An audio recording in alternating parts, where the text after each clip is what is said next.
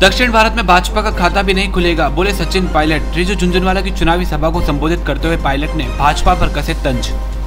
अजमेर लोकसभा क्षेत्र से कांग्रेस प्रत्याशी रिजू झुनझुनवाला की चुनावी सभा को संबोधित करते हुए राजस्थान के उप मुख्यमंत्री सचिन पायलट ने भाजपा सरकार पर तंज कसते हुए कई वार किए। पायलट ने कहा कि भाजपा दक्षिण भारत में एक भी सीट पर खाता नहीं खोल पाएगी। भाजपा ने विकास के नाम पर लोगों के साथ छलावा किया है। पायलट झुनझुनवाला के पक्ष में वोट की अपील करते हुए कहा कि हम आश्वासन देते हैं कि क्षेत्र में विकास की गंगा बहेगी। सुनिए क्या बोले पायलट। कांग्रेस पार्टी ने पूरे राजस्थान के अंदर सरकार बनने के बाद इस लोकसभा चुनाव को एक चुनौती समझते हुए बहुत पहले से हम लोगों ने प्रचार चालू किया है।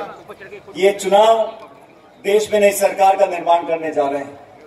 ये चुनाव बहुत बड़े चुनाव है। 20, 22, 25 लाख मतदाता एक लोकसभा क्षेत्र में है। ये राष्ट्र के मुद्दे हैं।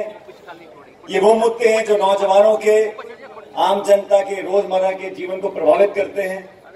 हमारी सरकार बनने के बाद, जैसा रघु जी ने बताया, बहुत से निर्णय लिए।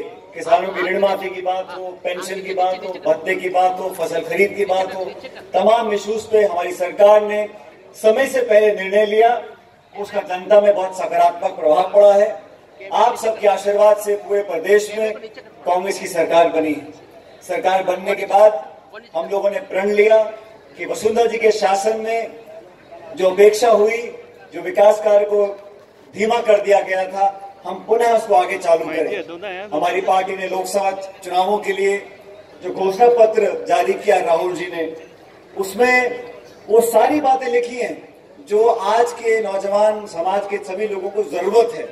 हमने वादा किया है इस देश के सबसे गरीब 20% जो परिवार हैं, उन परिवार के खातों में प्रतिवर्ष 72,000 रुपया हमारी सरकार बनने के बाद देंगे।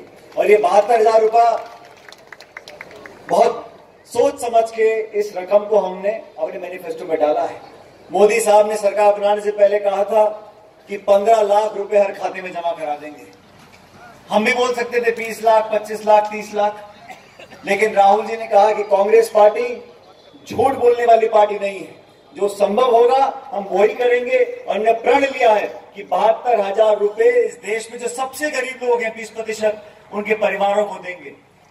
इंदिरा जी के समय साथियों इस देश में हरित क्रांति आई थी। तब अनाज हमको आयात करना पड़ता था, लेकिन हरित क्रांति के बाद हम आत्मनिर्भर बने।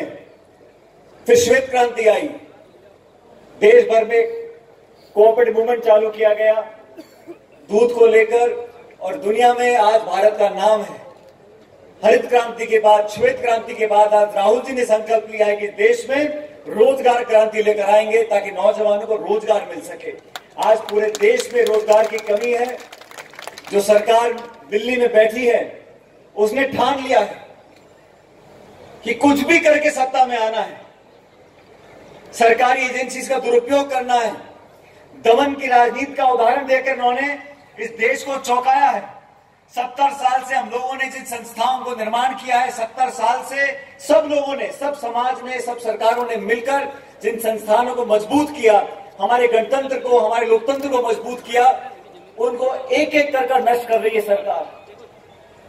सुप्रीम कोर्ट के जज मजबूरन आके प्रेस कॉन्फ्रेंस कर रहे हैं। सीबीआई